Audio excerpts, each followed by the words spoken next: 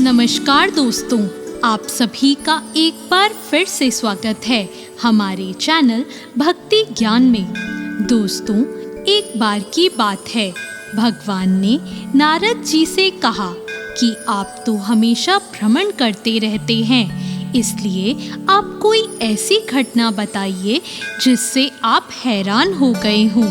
नारद जी ने कहा, प्रभु, मैं अभी जंगल से ही आ रहा हूँ। वहाँ एक गाय दलदल में फंसी हुई थी। उसे बचाने वाला वहाँ कोई नहीं था।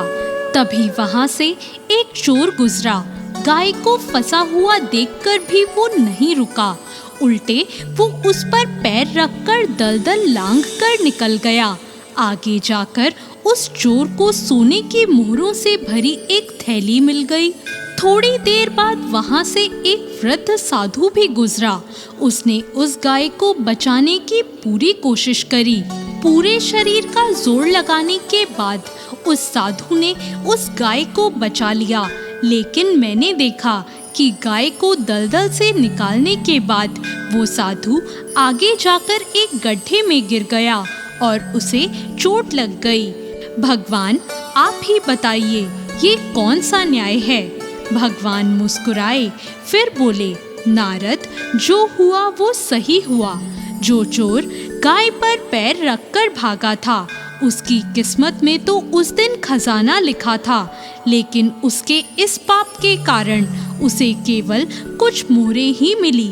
वहीं उस साधु को गड्ढे में इसलिए गिरना पड़ा क्योंकि उसके भाग्य में उस दिन मृत्यु लिखी थी, लेकिन गाय को बचाने के कारण उसके पुण्य बढ़ गए और उसकी मृत्यु एक छोटी सी चोट में बदल गई।